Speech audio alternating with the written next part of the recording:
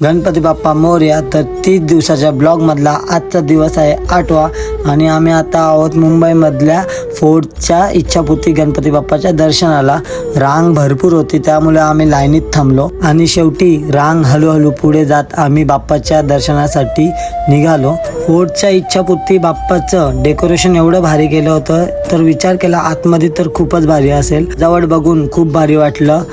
सजावट एवढी भारी आहे तर बाप्पा किती छान असेल.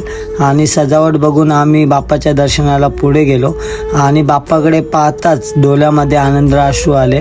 बाप्पाचे तेजस्वी रूप बघून मन खूप प्रसन्न झाले. पुढच्या इच्छापूर्ती बाप्पाचं दर्शन घेऊन आम्ही निघालो चिंचपोकलीच्या चिंतामणीच्या दर्शन घ्यायला.